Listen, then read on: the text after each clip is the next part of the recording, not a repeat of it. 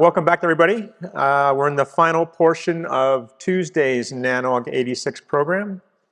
My name is Steve Plote. I'm a member of the NANOG Program Committee. And for those of you that know, I've actually been retired for about 2.5 years, but I love to volunteer. And I also, for some reason, still like to volunteer and consult as a madman for different companies around the industry. So I'm delighted to be here for this session as the moderator for the remainder of the day. I'd like to introduce Dan Chioreanu.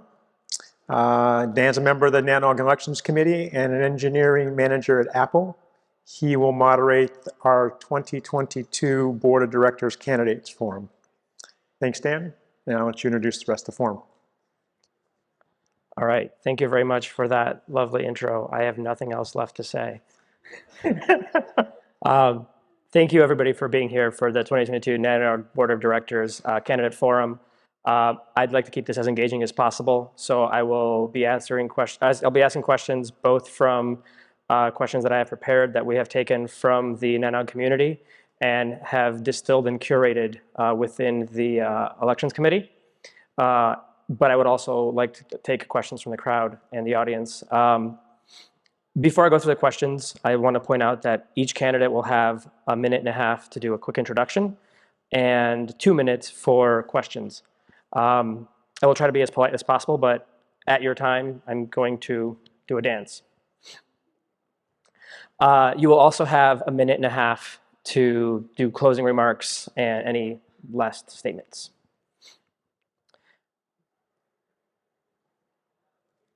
All right. Let's go through introductions. I'm going to go from this side of the room and just go across because that's where you sat. But tell us why you're here. Tell us why, who you are, and explain, why specifically you want to serve on the board.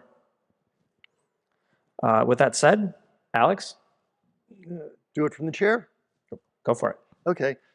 My name is Alex Latsko. I am the principal network architect at a company called DEFT. We're a mid-sized managed service provider based in the Midwest.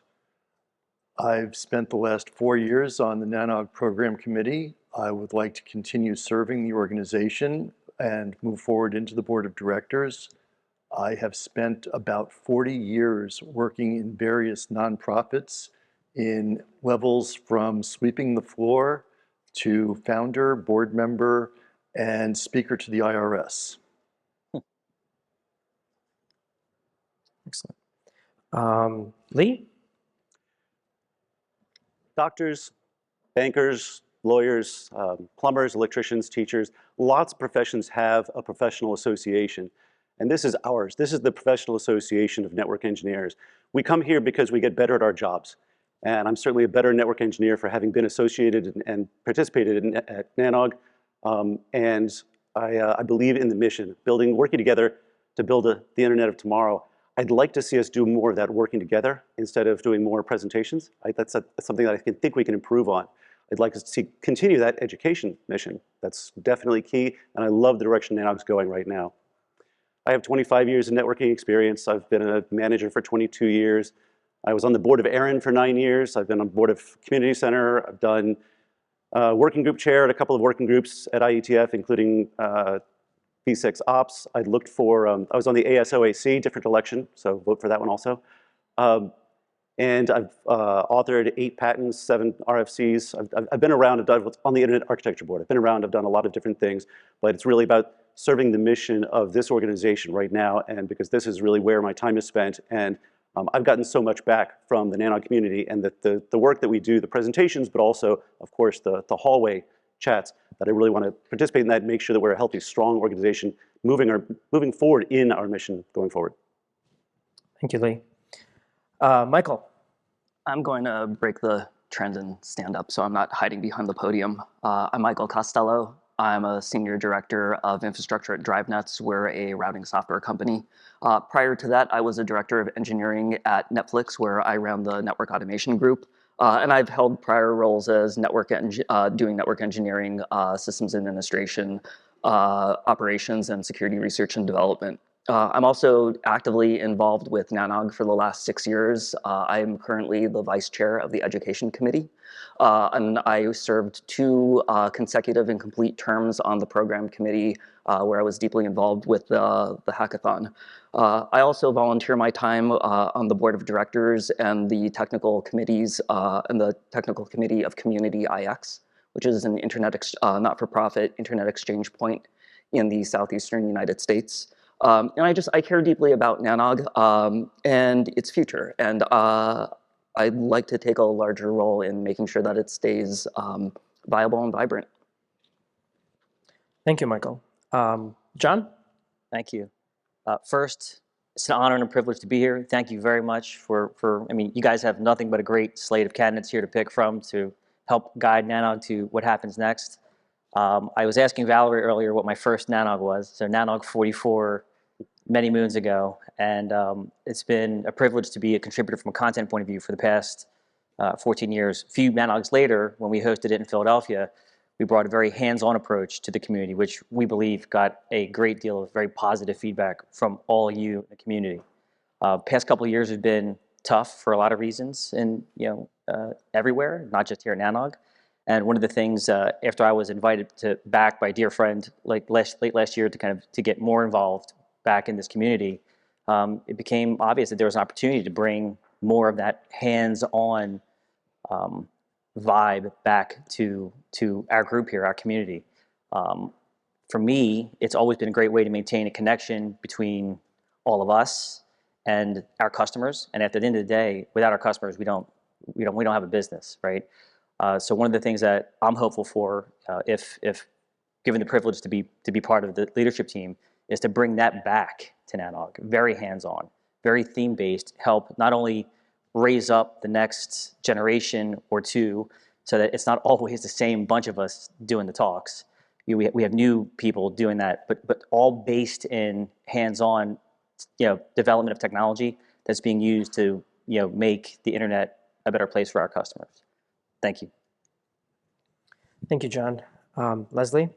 Thanks. I'm Leslie Daigle. I'm the CTO of the Global Cyber Alliance, where I'm focused on working on cybersecurity challenges at internet scale.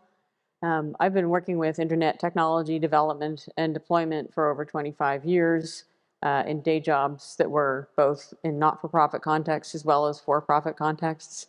And through the course of those 25 years, I've also been very involved in a variety of the internet institutions, from network operator groups to the IETF, the IAB, so on and so forth. I'd like to continue to be on the NANOG board. I agreed to be on the NANOG board as an interim appointment in June, and I'd like to continue because, like others have said here, I think it's really important to have a community that is vibrant and is sustainable in its efforts. And the internet does not continue to exist as we know it if network operators can't come together, share knowledge, and address new problems that we're facing all the time. In terms of background that makes me useful for the board, I was IAB chair for 5 years. In that context, I helped the IETF shift gears in terms of its administrative oversight. And I have since been on the administrative oversight body of that organization, previous experience on boards, and I'm out of time. Thank you, Leslie. In the interest of keeping this wave, I will start the questions with Leslie. And I don't see anybody here, so I'm going to go with the first question from the committee. And if you'd like me to repeat it as we go through, I'm happy to. Just let me know. Can you elaborate on the experience and skill sets that you possess that would make you help you make NANOG more successful? I realize you just said that, but well, I'm happy to delve in a little bit further. So I think there are 2 key areas I'd like to focus on. One is experience in having been both in the executive of not-for-profits and reporting to boards, and previous board experience as I described. So I've got a pretty good sense about what kinds of things does the organization need to be able to communicate to the board in order to demonstrate what the plan is and what a board needs to do in order to say, yeah, that looks like a reasonably strategic plan, let's do it. So that balance of what is the board role versus what is the staff role.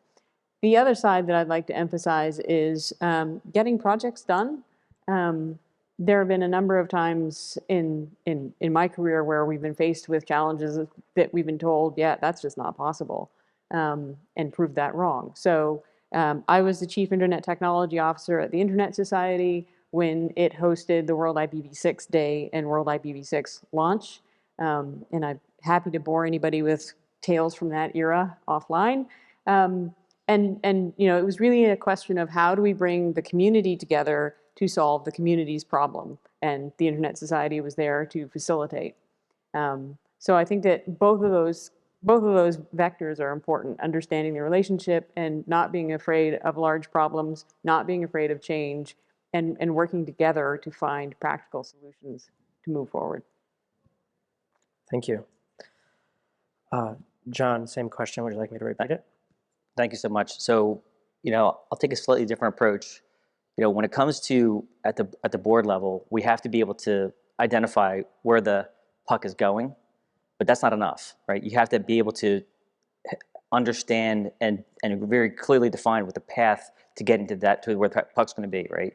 So again, you know, going back to the opening comments around, you know, hands-on, having the experience that we've all listed as, you know, in our backgrounds here, and helping this organization identify where the puck is going to be going for us as an organization, as a community, and really having the experience from a hands-on point of view to bring that here, side by side, shoulder to shoulder with not just the leadership team, but the community. So, you know, working together in a hackathon environment, right, to make sure that, you know, directionally, not just from an organizational perspective, but a technology perspective, that we're kind of cultivating those discussions here and the hands-on skill sets to make sure that everybody can be successful. Thank you. I'm going to repeat it. Can you elaborate on the experiences and skill sets that you possess that would help make NANOG more successful? Michael. So as a leader and as a human being, I try to embrace empathy as much as possible, and I really rely on relationship building as foundational to any organization or to any relationship. I realize that I'm up here advocating for myself, but effectively I would be one of 6 voting members of the board, plus the executive director, and so being able to build relationships with the other board members is something that I would take as a primary goal, as well as in building relationships with the various people within the organization to figure out what it is that the community wants and what the community really needs. The other part of that is even though I've been touching technology less over time, I'm still fairly deeply involved in it, and I think I possess a technological skill set that is what I perceive as still somewhat uncommon within NANOG, and that's software development and automation. And I'd like to be able to use the knowledge in this space to encourage the community to continue to educate and talk on more traditional networking concepts, which I think are foundational, but also bring in more newer technologies to really make sure that the community that we're educating and supporting is relevant in the current and future job market. Thank you, Michael. Lee, would you like to repeat? No, it's all right. Thank you. I've heard it a few times now. Look, I don't think we're trying to hire a network engineer or even a software developer. We're trying to find a board member. But it's good to have those skills, right? We want people who understand how to interact with the community and know what we've all been through. I've worked at large ISPs, Time Warner Cable, UUNet. I've worked at small ISPs. You wouldn't recognize the names. I've worked in corporate enterprise IT. I've been an entrepreneur. I built my own stuff. I've done a lot of different things. I've got lots of different kinds of experience. When I was on the ARIN board, I was the treasurer for a while. I was the secretary for a while. So I've done that kind of work. I think that what you need to be looking for, I would hope, would be to build the right team. When trying to build a board, it's a committee. If you needed If you're trying to build that committee, you don't want 6 people who all think exactly the same, because if they all think exactly the same, you might as well have one person. So try to put together the team that is going to have complementary perspectives and skill sets. And so that's sort of what I'd be looking for the team to, for the community to be considering when making selections. I also, when I was on the ARIN board, which was, I think, the most directly comparable experience, I thought of myself as being the approachable board member. I was the one that the community would go to and say, hey, there's this weird thing. Can you sort of find out what's going on or bring it up? And so that's part of what I like about this community as well, is I can always talk to everybody. And I was just talking to somebody today who said, it's amazing how open people are here. Everybody's willing to talk to you. Well, of course, what's the point of having an organization like this if we aren't that way, if we don't have that? Thank you. Thank you, Lee. Alex, can we hear from you? Yeah. Thanks, Lee. You stole a lot of my thunder. Excellent. It's all about cooperation, building across a broad spectrum. I have been the board member and a founding board member of 2 NOG groups. I've brought technology to life for the last 40 years as both a low-level manager, senior manager, and technologist. I prefer being a technologist right now, but it's a flippable role. In the past 40 years, I've done community service, built boards, had lots of fun with nonprofits ranging from a 10-person amateur radio group to the 15,000 people in the blank sports community that I was heavily involved in. I think that I have a good background cross with working with people, being open, being able to synthesize what people want after they give me a list, and then go back and say, hey team, this is what we've been told. This is what I think it is. What do you think it is? Can we work together, come up with something that will move the entire organization forward? Thank you. That's a series of very unique and sincere responses. I appreciate that. I'm going to change up the order a little bit. Hello, Steve? Yeah. I was wondering, and maybe if I could put a twist on it, if folks could maybe describe what they see as being the key challenges for NANOG over what would be their board term, and what the what would be the legacy you'd like to leave with your term, without using the words technology or engineer. Okay. Just to clarify the question, this is legacy of their tenure, Legacy if they were on the tenure, board. if you were on the board, what do you see as being the problems that you would like to address, and what would be the, if you were to leave and be pleased with your time on the board, what would you what would that look like? And don't use the words technology or engineer. Is the question for the entire panel? Whoever wants to All right. not use those words. Let's start with Lee, if you'd like to answer that question. I'd love to answer that question. All right. So there's the biggest immediate hurdle is really recovering the finances from the pandemic. That was clear from the members' meeting today. It looks like we're on the right path there, but that's got to be part of what we pay attention to. And I've had thoughts about that, and I've talked to some members of the board already about some other things that we can do in order to maybe improve the financial relationships, the financial structures, the revenues. So that's one part that I think is an immediate hurdle. The strategic plan is actually ending. Like the 2021 plus strategic plan kind of only goes up to early next year, as I recall. So developing a new plan there. What I'm excited for is building on the education.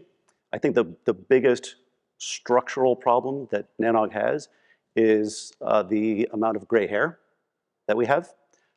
We have, right? I use that term metaphorically because mine is, I have my own grays. But we have, I'm concerned about the next generation, that we seem to have many people of a certain demographic, and we need to make sure that we are preparing future people in the profession. I'm not using the word. Future people in the profession to be able to participate, and even just start with understanding what most of our talks are even about. I don't know how many people remember their first NANOG and going, I don't even understand what that means. How did I? And then you participate for a while, you read the mailing list, and suddenly after a while you go, oh, I'm starting to get it. Maybe I understand how to do this stuff now.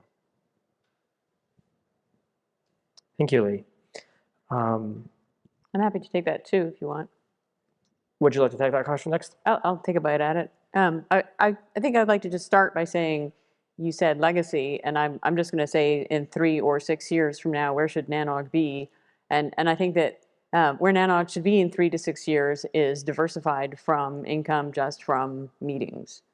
So in order to be a sustainable and vibrant community going forward, I think it has to broaden its scope of activities and its scope of revenue, as you heard Edward talk about at the member meeting this morning. So that's what I would like to see have happened by the end of 3 to 6 years. I don't think it would be my role to make that happen. It'd be my role to be part of the team that is, working with Edward to see what the options are. But I think that's the key challenge, is sustainability and relevance to continue to be the vibrant community of network operators. Thank you. Alex, Michael, John? Absolutely, I'd love to. Yeah. Okay. I'll be brief. I couldn't agree more. And I think if I could be very succinct in the response, I mean, I think a more deeply integrated plan across all the facets of NANOG. Basically, at the very top of it, the most important thing is going to be our ability to prioritize, focus, and execute, right? So, not suggesting that that's not the case today, but as you introduce change and deeper integration, it is imperative to be able to stay focused on the mission and deliver, right? I mean, if there's one thing that I think anybody who knows me in the room, for however long you've known me, if there's one thing that I'm very proud of as far as what I bring to the table is to get things done, right? Is to stay focused and deliver. Thank you. Alex? We have some questions from the online group. I'm not sure if you, right here, look at me. No. I have some questions from the online group, if we want to do those. I'm going to allow the panel to answer the current question. Okay. And then I can take that one. The legacy I would like to leave is one that stretches back so that we have a diverse group that will outlive me and come to say my eulogy. When we have broken down the barriers to entering the profession, broken down the barriers that are perceived to get into NANOG and working with the organization. Yes, I am a graybeard. I've been around. I think that my experience is useful at that point because I have seen other organizations fail because they don't bring in enough new blood.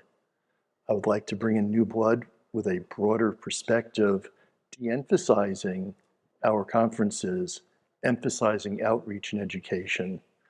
And as everyone else has said, leave us in a solid financial situation going forward. Thank you. Michael, to add to that? Sure. Many of the things that I would say have already been said, so I won't repeat them, especially the financial pieces and, as Leslie said, relevancy, which I think was a good substitute for the 2 verboten words in this exercise.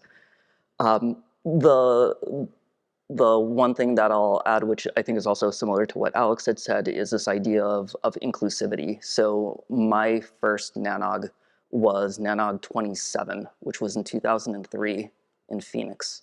I was a little, still green network engineer with a little ISP AS3737 that nobody had ever heard of on my name badge, and nobody wanted to talk to me. Fast forward 13 years, and I had Netflix on my badge, and everyone wanted to talk to me. And having experienced both of those things, it feels way better to have everybody want to talk to you than no one want to talk to you. So making a kinder, more inclusive organization is something that I'd love to be able to have some part in leaving behind. Thank you. I will take the online question after the gentleman that's been standing for about 10 minutes. You can do the online. All right. I'll defer. Thank you. What was the online question? This comes from Matthew Peacock. One challenge our industry has continued to face is that we're a bunch of aging white males. Candidates, what will be your approach to help increase diversity at NANOG? If you've worked on the challenge in other roles, please give examples of successes you've achieved. Thank you, Matt. Michael, did you capture that? This goes back to, I feel a theme being built here. So one of the ways that we can bring that in is through a number of initiatives that are already in place, like the NANOG College Immersion Program. We're reaching out to historically Black colleges and universities. There are other ways that we can reach out to other very underserved groups. I was talking to Scott earlier where we were discussing reaching out to military communities or veteran communities as well as communities of formerly incarcerated people. Things like the hackathon is something that is bringing in new blood in every single event. I would love to see the hackathon. It's not at all an intimidating group, but I'd like to see it even less intimidating and bringing in more people, featuring it more visibly within the conference. So it's basically like take many of the initiatives that we're doing now, double down on them, and continue to add. Thank you. John or Leslie? Sure. I think that the key thing there is to actually make sure that the diversity programs that are under discussion now are properly supported and fleshed out and made concrete. I think that ensuring that there is more engagement of people of different ages, sizes, shapes, and colors is not something that is done lightly. So I would really like to see this done through the program to ensure that everybody's good ideas are funneled into the process. So I don't know how much diversity I personally could bring to NANOG, but I would certainly like to see support for programs that can do that. Thank you, Leslie. Could I comment? John, by all means. So I'll, again, being brief, I think it boils down to, so, I've worked with and for a lot of different people over the years, and some make the mistake that you're just born knowing everything. It's just simply not true, right? And I think the onus is on us, and thanks to Matt for the question, to invest the time as early as possible, no matter where you come from, to make sure that you have all the right tools to be successful. I've seen a lot of people set up for failure, because they were put in situations they were just simply not prepared for. It's not fair to them, right? And ultimately, it's not fair to the people that they serve, right? Whether it's a customer or a community like NANOG. So I think it starts with a lot of what everybody's already said here, but it really culminates in an investment in time, transferring our experience, our knowledge, shoulder to shoulder, side by side. Like we said here a second ago about the hackathon. What an amazing opportunity to really do that side by side with people. Thank you, John. I believe Alex would like to chime in.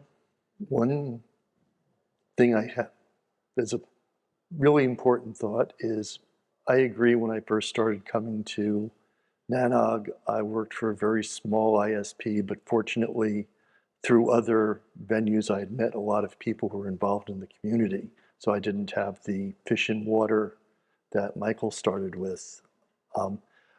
We very, very heavily emphasize technology and technologists, and part of what I would like to do is spread the wealth a bit, as it were, so that we include people who want to be people managers of technologists so that they know what they're doing.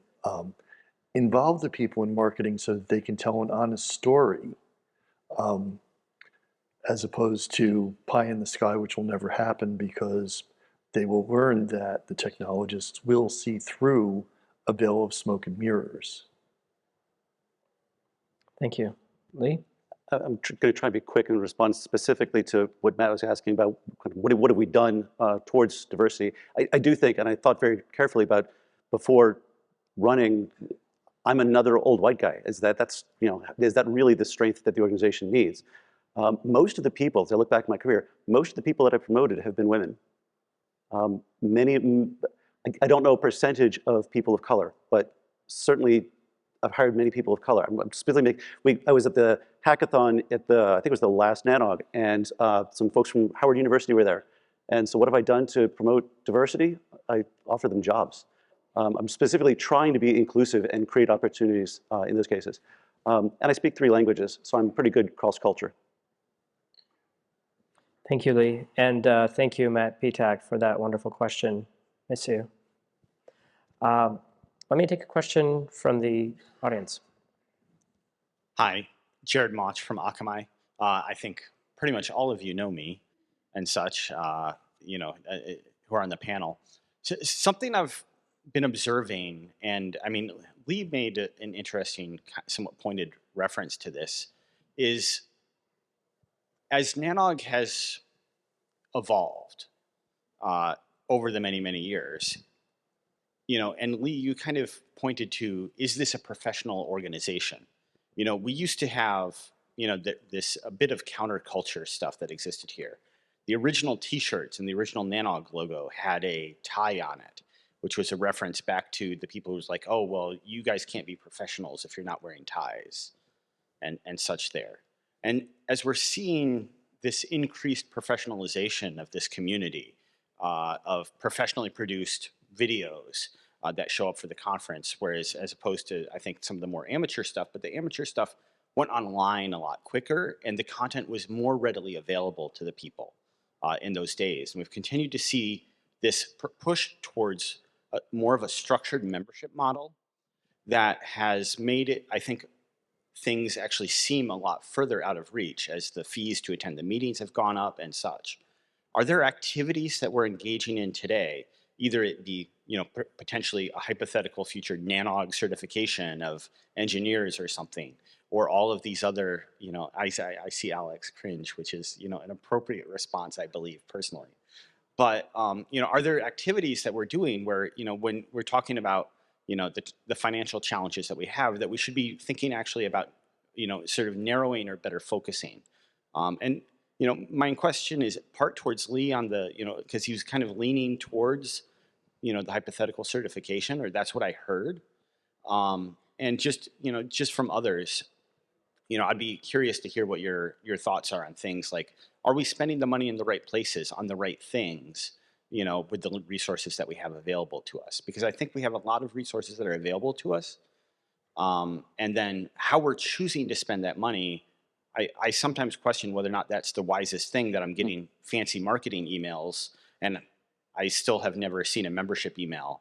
I don't know, it might be hitting it's in HTML, so it went in the spam folder filter because it's no longer in text. And like, we have a lot of these which creates an accessibility problem as well. So I'm seeing the community kind of push further away from the original roots. And I think when it comes to code of conduct and stuff, absolutely, that stuff is great, that we've improved, I think, a lot on that culture. But when you're pushing away, you know, a lot of those other things, like the accessibility of the community and such, I think it makes it a lot harder. And like I said, it feels like we're edging more towards, as Lee said, like a professional organization where we're going to be NANOG certified engineers and official NANOG members, and that's going to mean something somewhere to somebody in a hiring process, or in the same way a JNCIE or CCIE. A NANOG IE. And an IE, right? That was a fantastically long question. Thank you, Jared. I don't even know how to condense that right now. I'm gonna try and condense it because I think it was partly pointed towards me, but I don't want to monopolize, if I may. By all means. So are we slouching towards suits? Right. That's kind of where I hear when I call the professional. Right. Well, so yeah, I put on a jacket so I'd have some place to pin the mic, and it turns out they pinned it to the shirt. So it turns out it wasn't necessary at all. And what I was not thinking of continuing education units, or, you know, CEUs, or specifically professional development kind of training or certification. That's not really where I was going. What I was thinking was that right now, NANOG is, and historically has been, like, for network operators who speak BGP. I mean, that was kind of like, what kind of networks was kind of the way I've been looking at it. There are lots of networks that are some very large but stubby networks, and they don't come here. I'd like to. So I was thinking about how do we get other kinds of people who are interested in the work in network engineering as work, Yeah, I love watching packets. I love seeing how things connect together, and that's why I was excited about doing this kind of work. People who are excited about that, it's hard to get started on that path, and so that's what I was talking about of developing the educational resources to help people get to where they can get excited about some of the talks that we sort of are used to seeing. But I do think of it as being we get together and help each other get better at networking. Right? That's what I was really talking about. Is that's kind of what we're for, is to help each other make each other's part of the internet work better. That was Thank you, Lee. that's what I was trying to get at. Sorry. Yeah. Thank you. Don't apologize. It's cohesive. Thank you. Leslie, Sure, would thanks. you like to Yeah. rebuttal Jared's rant? Yeah, well, I want to say, first of all, I think that hands-on means something different to somebody who's actually literally built his own ISP. So I'm not sure that this whole group is going to get as hands-on as Jared has been. But I think the important thing for me is that this remain a community. I said that earlier, and I mean it, right? I think when we provide an environment where people can come and say, hey, there's this thing, and we should all be thinking about this thing. For instance, the last presentation we saw in this room before this session, right, where Christoph was talking about the buffer bloating issue and what to do about it. The how to get there from here, or how we evolve, I think that there is a real need to be careful about how we embark on new projects. And that is something that I think I can help bring to the board as an oversight role. We are talking about doing things other than the thing that NANOG has always done, namely meetings. And it actually takes some careful skill and tactics to explore new strategies and make them, test the waters and figure out what will work, what will actually move the community in the direction it needs to go, versus things that are going to be expensive flops. So I don't have an answer, but I'm certainly keenly aware of the challenge. And I think that my experience in having spent most of my career working on trying, new things or things people said could not be done suggests that I have a couple of things to bring to that particular table. Thank you, Leslie. John? So there is this guy in Michigan or somewhere that built his own ISP. I find myself asking if there was a certification for that. I think I know the answer. It's no. I wonder how much of that was learned partially here, right? Back in the day, right? And I look around. Many of us here have been involved in many other organizations. IETF, Aaron. The list goes on. One of the things that worries me is the distance that is being increased between us and operationalization, right? Many of us were born from it, a lot of gray hair and shortened lives from it, right? But it doesn't have to be a minority, meaning a small number of people. It should be the majority, right? In order to make your dreams a reality, whether it's technology or otherwise, you have to know how to get it from idea to delivery, right? And Jared's a great example, right? I mean, end to end, remarkable. Like, so impressed with that work, right? And I think that's a great example of what we need to increase here within our community, right? And like Leslie describes, having deliberate, explicit plans to be able to make sure that everybody in this community can benefit from that experience. Valid point. I have personally walked some of his route miles. It's muddy. Michael? I really liked Jared's long, rambling question because all of the ones previous to it were along the lines of like, good things are good. And yours is the first one that is, it gets into gray areas and nuance and trade-offs, and people now have to assert something. And so there's tension in, are we spending money in the right places?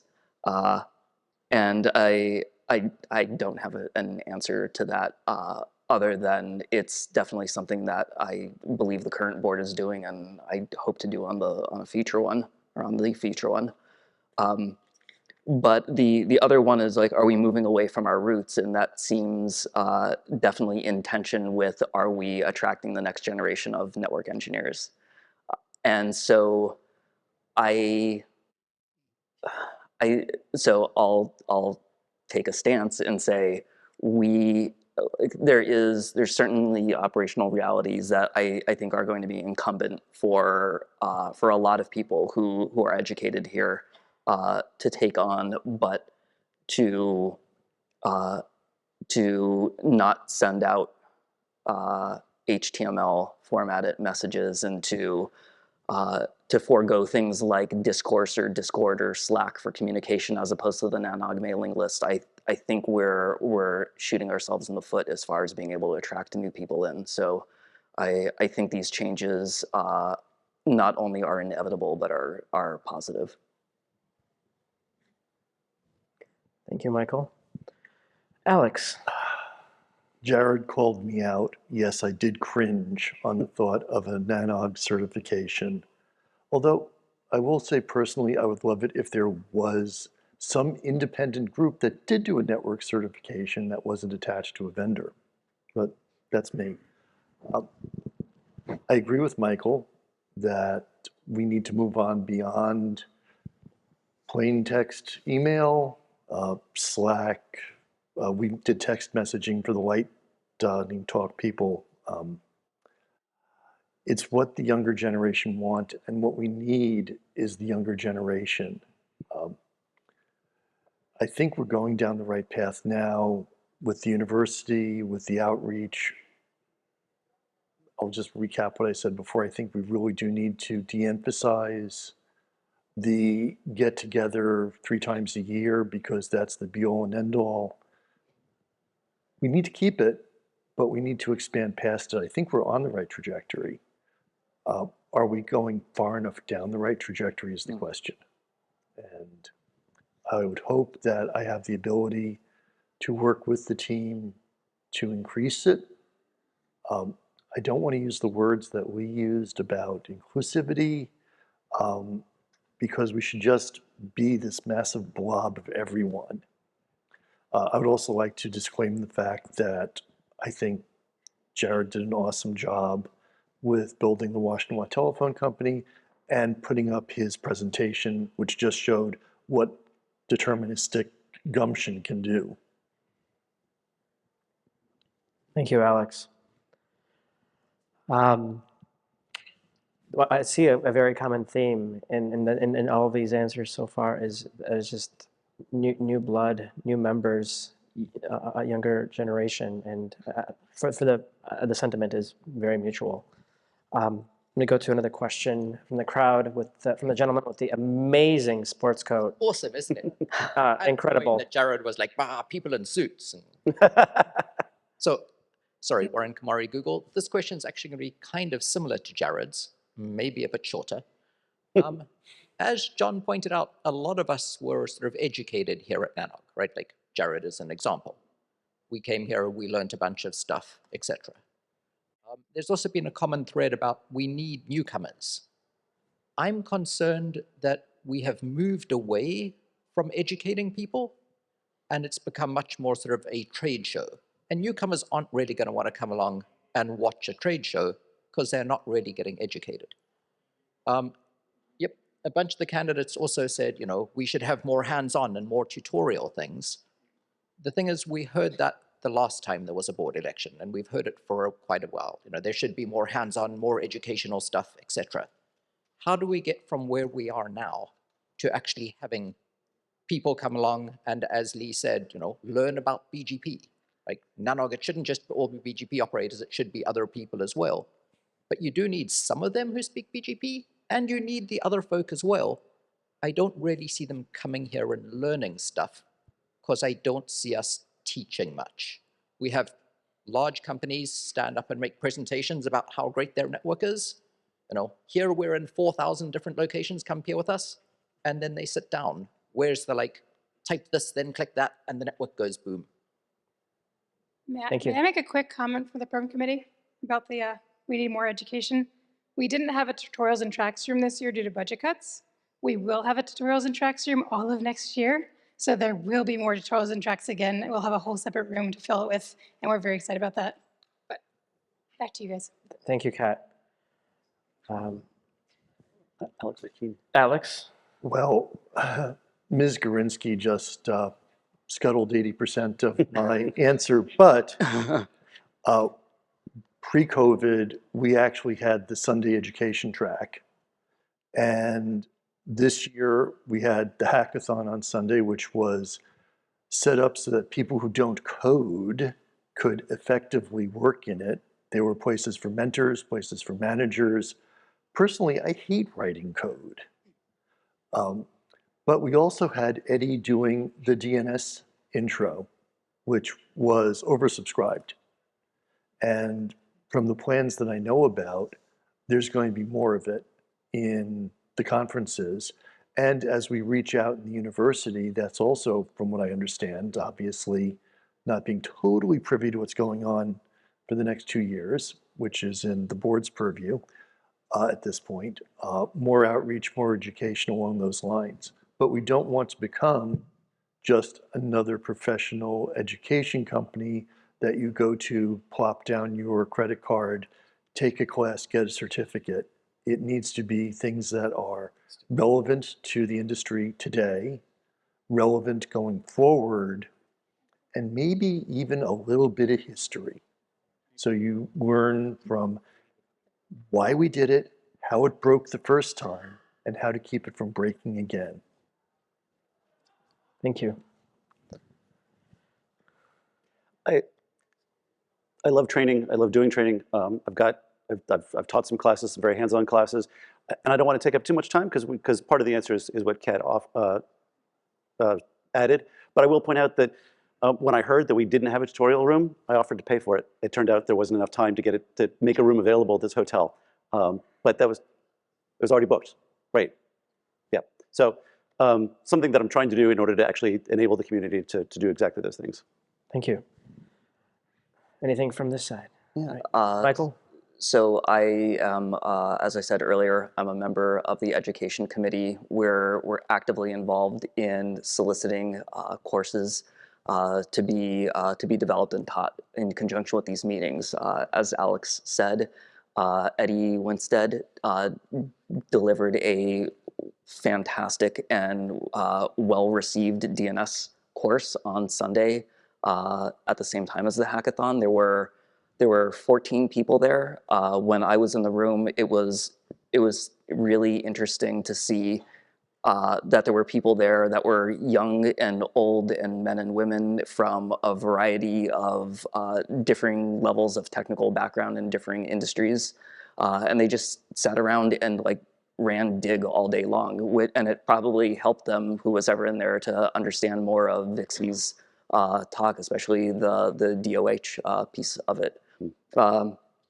So the education initiative is alive and well. We're beyond we are behind the projections of the strategic plan, but forward progress is being made. There's a network automation one in the works. There's a networking fundamentals one in the works. We're also looking to do finance and capacity planning, as well as any other courses that we think are worthwhile. I was trying to talk Lee into doing one. I'm pretty much trying to talk everybody into doing one. Warren, would you like to do one? And the last piece of it in the few seconds I have remaining was this idea of certifications. And I'm not, nor do I think the Education Committee is pushing for any CCNA or CCIE type certification. Certainly we'll give out a little PDF saying somebody took this course, but we're not trying to become a big diploma shop. Leslie?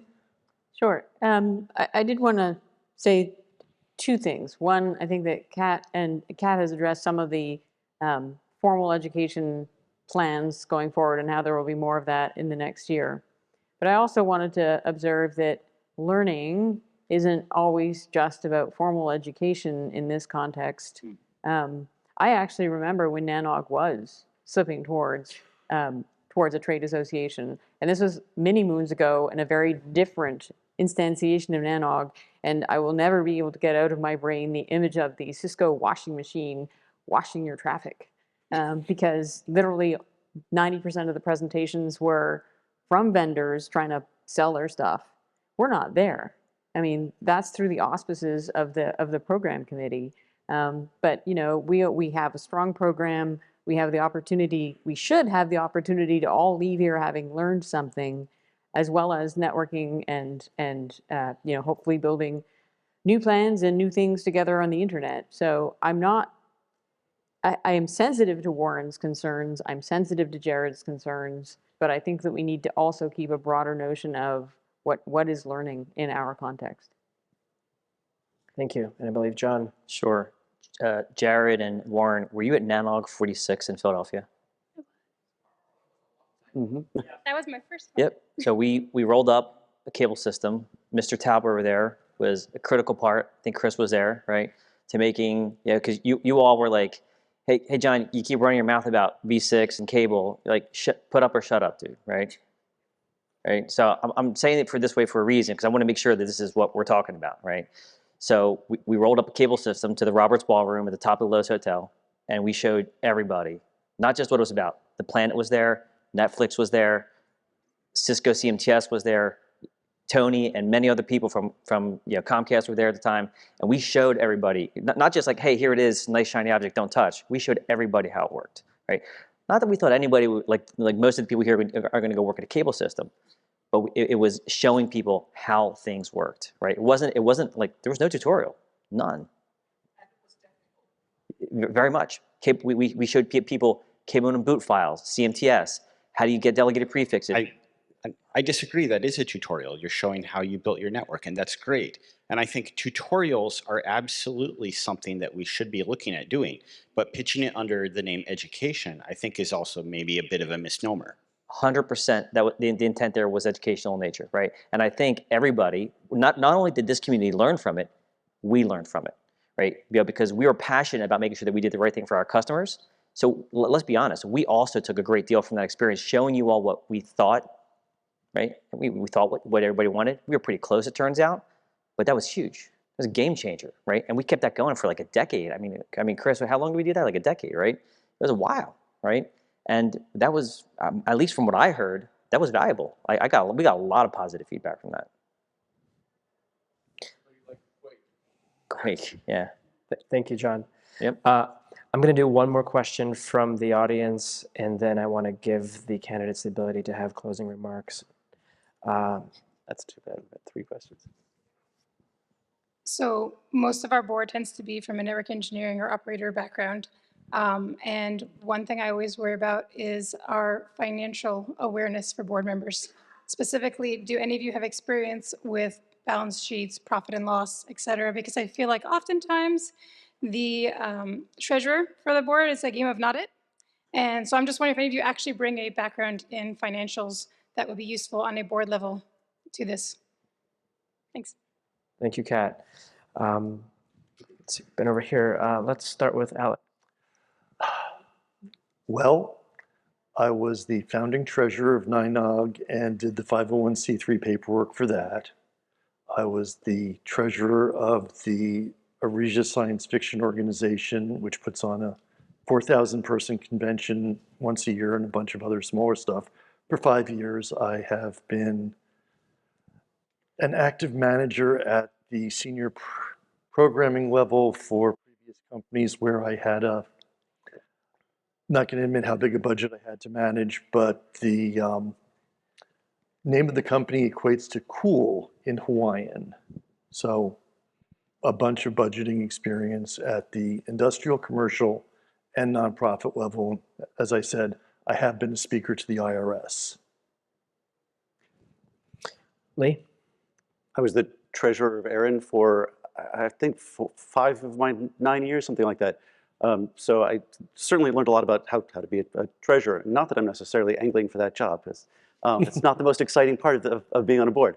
So yeah, I've done that. I was the treasurer of Open Hearth Foundation, a community center. I've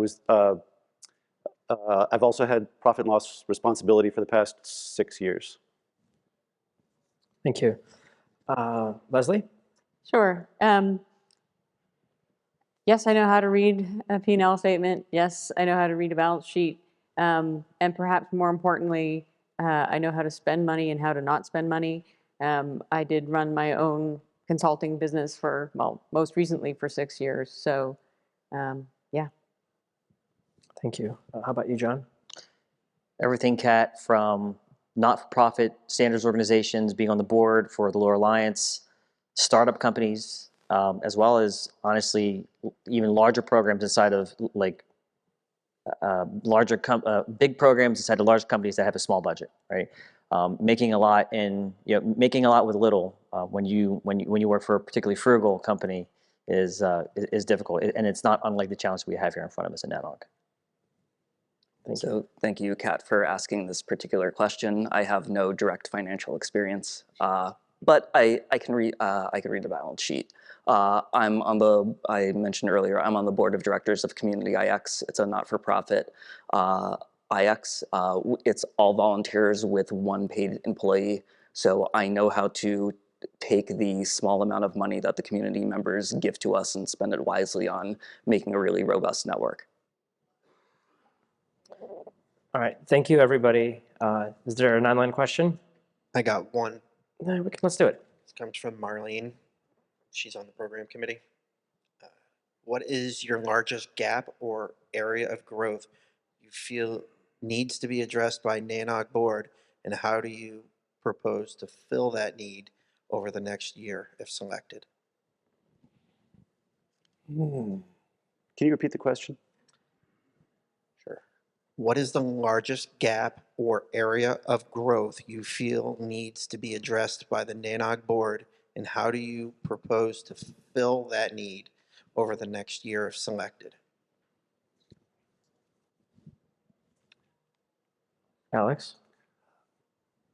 I think this is getting to be the horse that we are all concentrating on. And the gap and need is new blood. The way I think we're going to do it is through our outreach, which is currently underway, the universities, by broadening our, and Jared, as much as I know you don't like HTML, by broadening our footprint to use current technologies, Slack, Discord, Discourse, which are two different things, as I found out from my children. We just need to broaden our footprint, bring in more people, bring in new blood, and try to break down the barriers to getting in. Let people know that anybody who is here is open to be buttonholed. NANOG is where I learned that Vince Cerf really does wear three-piece suits when he's flying on the Saturday morning flight out of Disney World going home. Everybody in this industry is basically approachable. We need to let people who are new to it know that we're all approachable, not go broke in the process. Thank you, Alex. I'm going to close in. So Leslie, if you will. Sure. So I think that from my perspective, we need to understand that coming out of 2 years of pandemic and the impact that had on the finances here, as outlined today in the members meeting, that and the hopes and aspirations of where we go from here, all the growth that we've been talking about. I think the biggest gap or challenge is that the organization is shifting gears. And so how do we manage the gear shifting process? And I think that that will mean, in the context of being a board member, I think that that's going to mean revisiting the relationship of the board and the staff and making sure that we are constructive in helping the staff shape up plans that will be viable and vettable as we go along, to not fall into some of the pitfalls we were talking about earlier, and making sure that we wind up at the end of that process with, a NANOG that has grown, not only having spent more money on new things, but having invested that money in new directions, and still with a proper supervisory role between the board and the staff that should be leading all of these things. The staff and the volunteers that are leading all of these things. Thank you. Lee, would you like to take this one? I think we've largely covered the points that I think are gaps where it's shoring up the finances for recovering from the pandemic. It's pretty much what we've already heard. I think Marlene's a fantastic example of bringing in new blood, and she's been an amazing contributor already. And I want to be sensitive to time and carry on. Thank you. John? It's a great question. I think one of the things I can tell you from past experience, choppiness is not good. Choppiness from an experience point of view, choppiness from a financial point of view, right? When I did a lot of the work with the ITF for this thing called Bits and Bytes, some meetings we had a dozen sponsors, some we had none. It's tough to run a business that way, right? I mean, go back to Kat's, question. It's a great example of like running a small business for a group that has no money. I mean, I had to do all the fundraising, right? So I think for, common theme kind of looking across this audience here, this board, this candidacy here, is we need to make sure that we have some consistency both in the experience that people have when they come here, by making sure that we've got consistency in our ability to deliver that from a program point of view, right? So the greater the integration, the more that we can offer people a consistent experience as a newcomer here, right? So that we know how to grow these people throughout their lifetime with us, if they're going to stay in this industry. Is pretty important. What I can tell you is when it's not consistent, it's tough. It's tough to run a business. It's tough to deliver a consistent product, right? And we are delivering a product. Our customers are in this room. Our customers have yet to appear here. They're coming, right? And we have to make sure that we have the ability to deliver that to them. Thank you, John. Michael, did you want to take that one? Sure. The biggest challenge in here, and I think everybody, I'm guessing everybody here, many people here were in the members meeting this morning, and I think that the current board has a very clear-eyed look at the financial challenges that we have ahead of us, and I would love to be part of helping overcome that challenge. And the biggest areas of growth are, I think, what all of us have been talking about over time is the continued relevancy of the organization through bringing in new people from various walks of life and new areas of technology. All right. With that said, I'd like to thank everybody for the questions from the audience online, and there's no more. I'd really want to give this time to the candidates to, frankly, encourage us to vote. So I'm going to start with Leslie, and you have a minute and a half to just convince the crowd. Sure. Yeah, so I think that the one thing that I'd really like, the thought I'd like to leave in your mind is that I think NANOG is very important. I think it's an important piece of the overall cluster of internet institutions that give us a well-functioning and growing internet in all the positive ways. And I'm happy to help. I'm happy to help in continuing on the board if that's what you would like me to do. But I'll be happy to help in any case, no matter what going forward. Thank you. Thank you. Alex? Wow. I'm going to start this by saying this is the strongest panel of board candidates I have seen in many years. All of us bring a depth and breadth of experience, so I don't think anybody here will do a bad job if elected. I think any of us can do the job well. I've been a volunteer with the organization for many years. I've had a lot of fun doing it. My company is a sponsor, and they have committed to helping me with time and travel if I'm elected to the board, so I do have that availability. And if I don't get elected, I'm going to keep working for the organization because I think it's important. I'd like to leave a legacy as I come into the twilight of my career of people who are there filling the gaps, doing it and moving forward. Thank you, Alex.